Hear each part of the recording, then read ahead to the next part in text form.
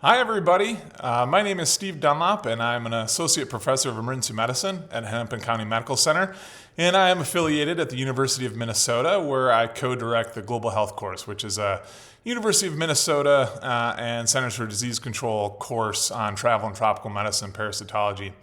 And I was asked to talk to you guys a bit about burdens of disease, specifically in Africa and often in Sub-Saharan Africa, which, as you can see, is somewhat of a large topic, and we've got 30 minutes to talk about stuff. So I decided to do it a little bit differently than perhaps you might envision, but let's get going. So about me, that's my family, and I've been living and working in Sub-Saharan East Africa for over a decade. I work here at Hennepin County Medical Center, which is a mythical place in the north in Minnesota. But I also work here in Arusha, Tanzania, where we've spent most of our time as a family. First at Sullivan Lutheran Hospital, which is a standard district level hospital, but also here at Arusha Lutheran Medical Center, where I helped to start their emergency department. And all of that prepared me and allowed me to have the honor of being an attending at the first emergency medicine residency in Sub-Saharan Africa, outside of South Africa, which is at Muhimbili University Health and Allied Sciences School of Medicine, which is in Dar es Salaam, Tanzania. And that was a decade ago. So emergency medicine really has come a long way in Sub-Saharan Africa.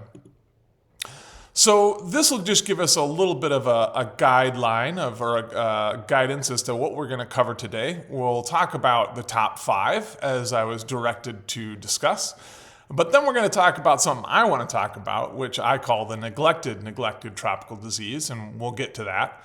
We'll talk a bit about how-tos and what that means, and then just a moment on treatment. But as you might suspect, it's a bit of a challenge to talk about the treatment of about 50 different disease states. So we'll talk some more general guidance on therapy. So this might be what you were thinking about. This is a little map that I pulled off just a day or two ago, reporting the weekly bulletin on outbreaks and other emergencies for the week of April 10th through 16th, 2023. And you can see there's a lot of little dots on there. And the legend I blew up so that you could take a look. And it's things that you might expect and would expect in a talk like this, like measles and monkeypox and Lassa fever and cholera, chikungunya, dengue, Ebola, etc., etc., etc., right? But the talk and the topic that I was given was to talk about the actual burden of disease, and so I listed the top 5. So top 5, both by deaths and by burden of disease, and we'll talk a bit about that from an infectious standpoint. Okay, so what are they? Things that you probably could name off. Lower respiratory tract infections, that's 2.6 million deaths. Diarrheal diseases, 1.4, TB, HIV, and malaria, right? So these are pretty standard things that I think a lot of folks might come up with when they start thinking about what's affecting Sub-Saharan Africa. And interestingly, by burden of disease, it's actually quite similar. So you can see it here, but the difference is we're going to talk about DALYs, disability adjusted life years. And so you can see that different number there. So like for lower respiratory infections, 313.9 million DALYs. Well, what does that mean? Well, quick primer on DALYs, if it's something that you're not familiar with. It essentially means that the measure of overall disease burden, but expressed as a cumulative number of years lost due to ill health, disability, or early death. Meaning, like, if you were hit by a car and dead today, you'd count in a mortality column for this year, and next year your death wouldn't really count. But how many more years would you have lived? Say you're 30 years old, and say you live in a country with a life expectancy of 75 years. Well, that's 45 years of life lost, right? So that's kind of easy to understand. But what if you were hit by a car and you didn't die, but you were paralyzed? And let's say you then lived, say, to age 60. You're disabled, and that disability, you lost 15 years of actual life. But for those 30 years that you were in a wheelchair, that doesn't count for any disease burden. And so now you can start to understand what a disability-adjusted life year is, and you can also start to understand if you're able to associate a certain amount of disability to other sorts of disease states, like depression, for example, or diabetes, which we know affects people's lives, but it's really hard to compare it to, say, trauma or paralysis. But calculating DALYs allows you to compare, say, mental health and depression to something like hypertension, diabetes, or even trauma. And now you understand a little bit about why in public health we talk a bit about DALYs instead of just mortality. But if you've spent time on the ground, especially in urban emergency departments in Sub-Saharan Africa, you might start thinking a little bit like this. Like, trauma is a big problem, and McDonald's is everywhere, making our giraffes fat. And so you start to see other problems that you would have not necessarily thought of, like HIV, AIDS, diarrhea, etc., that we saw at the top 5. And in fact, this was the prediction looking at what would be the leading causes of burden of disease by 2030. This was from the WHO that they put out maybe about a decade or more ago, and they felt that we'd have depressive disorders, ischemic heart disease, road traffic accidents, and cerebral vascular disease over here as our top 4, along with COPD, by 2030. Now, it's not panning out to be exactly that by now. They've changed some of those estimates, but it is a little bit similar to that. You can also look at the percent of total DALYs here, the top being about 6%. And we'll talk about that in a second. So it's, which brings me to one of my favorite topics, which is trauma. And I just don't think it's fair to talk about, to have someone say, I'm going to give you a lecture on what the top causes of disease burden are in Sub-Saharan Africa, and then only talk to you about Ebola. Because frankly, trauma kills thousands of times more people than Ebola ever has. And so I think it's really important for us to talk about the actual disease burdens that we see. And that's why I call it the neglected tropical disease. This is a slide I stole from a friend over a decade ago. You can see he pulled it off here in 2011. But it caught my interest as he was showing, say, look, here's HIV/AIDS related deaths, there's TB, there's road traffic accidents. It's all data that's out of date. So I kind of stole the slide and I've made it my own. And that's why the guys didn't change size. But here's more recent data, right? From 2021 for most of it. Good work on HIV/AIDS related deaths. We have only less than 1 million, 650,000 folks dying in 2021 of HIV/AIDS. But remember, this is deaths, not DALYs, right? So now what that means is we have a lot of people living with HIV. It's just that the disease burden, and so that gives you a lot of DALYs. It's just they're not dying as frequently because we have treatments for it. TB is unfortunately up to 1.7 million deaths, and about a fifth of those are HIV related. And malaria is down to about 620,000 deaths. And then the NTDs are in there just for fun, and the actual neglected tropical diseases like onchocerciasis, etc. But let's put some injuries in there so that we can have perspective. In 2020, there were 4.4 million trauma deaths, right? So if you look at that, you can add the number of deaths from HIV, TB, malaria, and the neglected tropical diseases together, and it's fewer than the number of people that died from trauma. And that's not discussed. And in fact, when you look at the databases, there's actually inconsistent data. Meaning, if you look at some of the guidance put out by the WHO, if you look at the infectious disease side, they'll still tout the fact that the infectious disease pieces are the biggest pieces contributing to the world's disease burden. Just like that table that I showed you before, the infectious causes.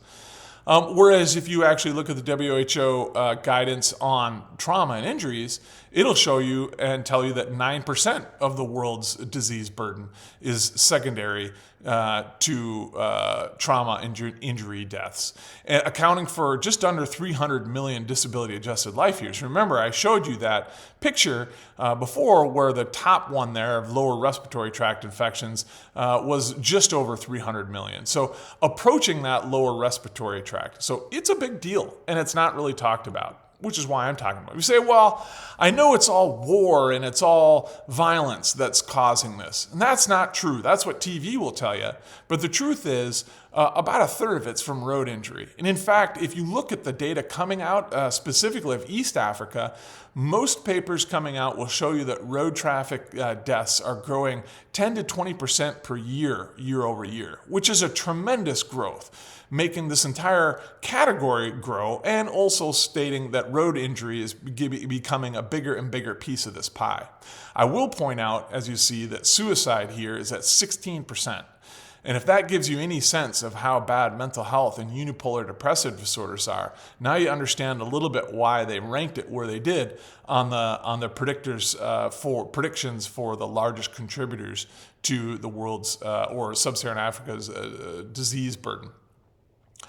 And you'd say, well, if we see about a third of it is from road traffic injuries, that's about 1.3 million deaths per year. That's a lot of folks.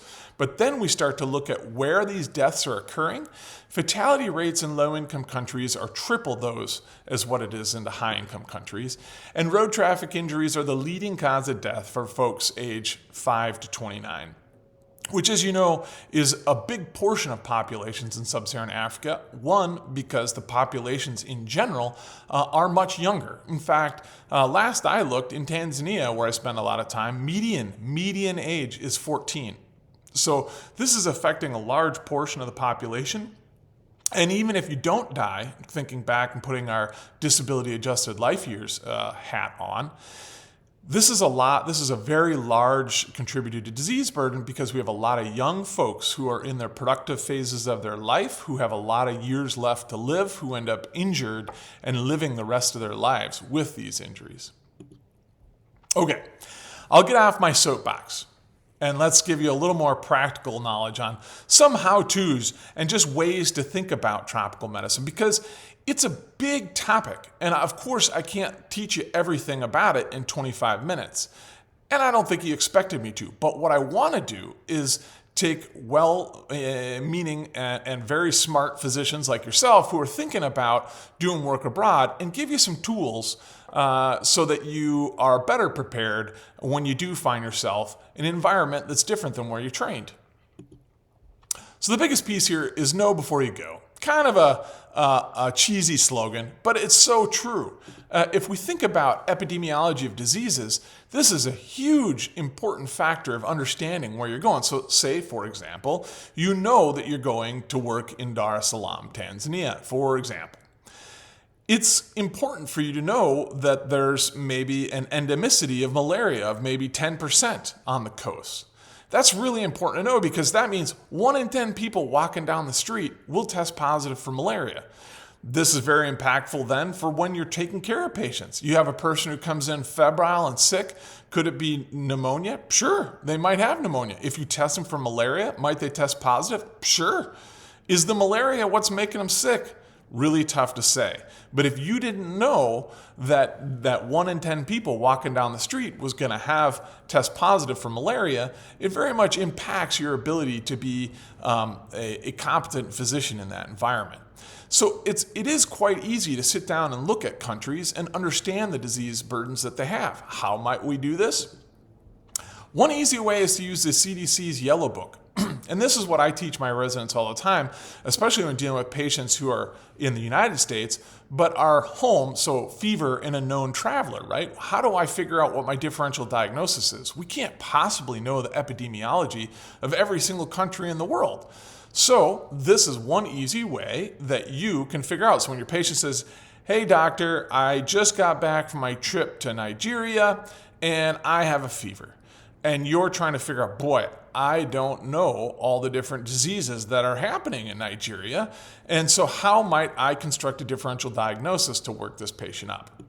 Well, this is one easy way you can do it. So here you just go to Dr. Google and you type in CDC Yellow Book and then you type the country in. In this case, I put Tanzania. Up will pop the clinician view for the Centers for Disease Control, which is the Yellow Book, and we can click on that. And this will give you all the health information, and it's often for a pre-travel advice, but it's a great way for you to get a differential diagnosis. Here are all preventable diseases, so you can ask your patient, hey, did you take prophylaxis or get vaccinations for any of these? And here is a list of other arthropod-borne diseases. And here's ones by bloodborne and physical contact, tuberculosis, etc. So it gives you a real slick list that have a differential so you can start to key in. Each one of these is clickable. It gives you very good information about active outbreaks that are occurring. And each topic you can click on to give you more information about that particular disease state. And there at the bottom, it's showing you links to the International Society of Travel Medicine and the American Society of Travel and Tropical Medicine, which is extremely helpful. Up here on the left, you can help you find clinics, find directories, and then it breaks it out so there's information for the traveler or information for the clinician. But a real easy, quick way for you to get a solid differential. Which brings me to my next point. Cheat.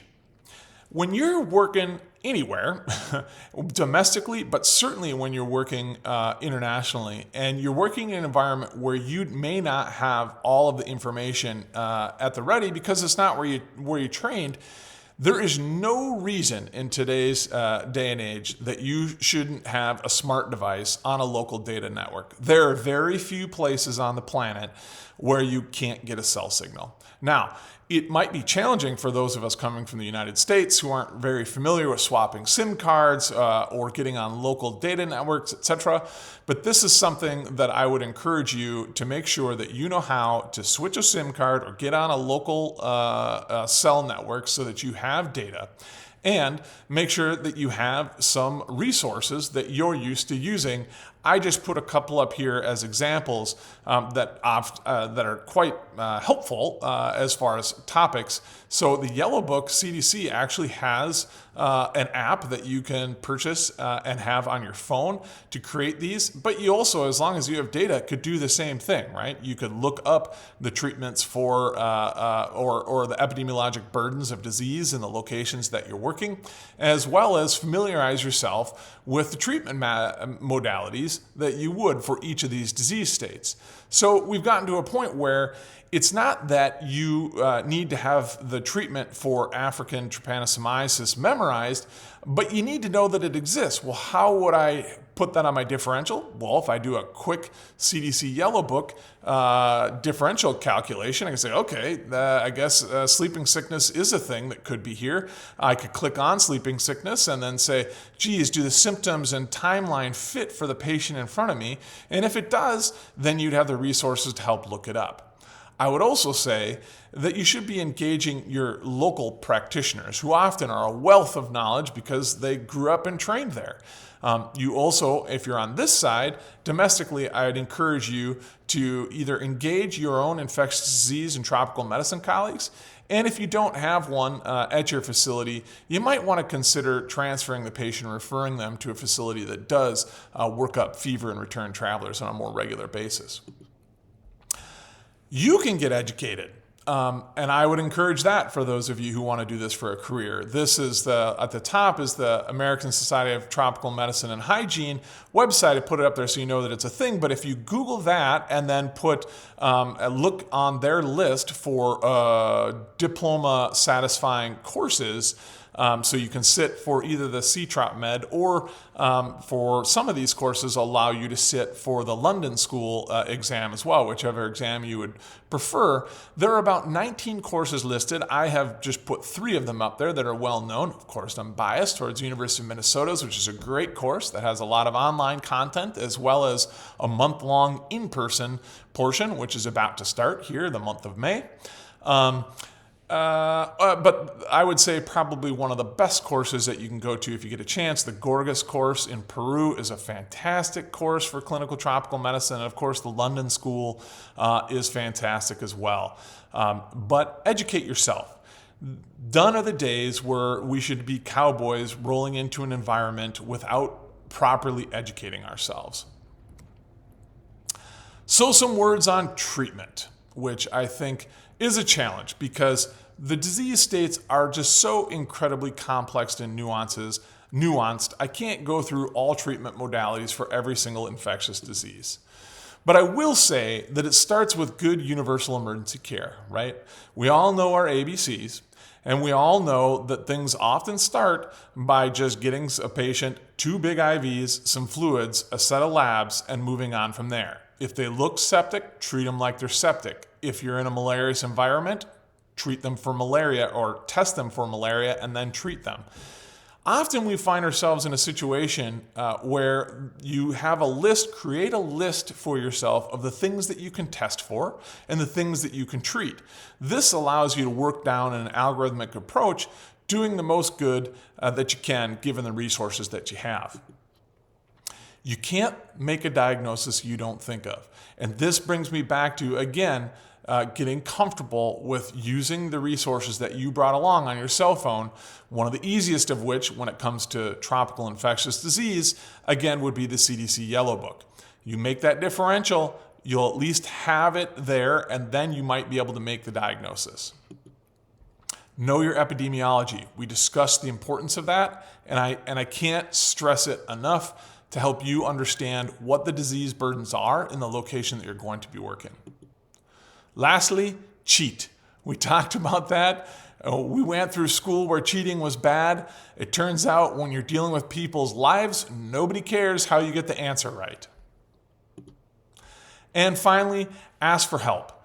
If you don't know the answer to the question you're at, phone a friend, either local or abroad. Here are some references if you're curious. And if you need anything at all, don't hesitate to reach out via my email. Take care. Bye-bye.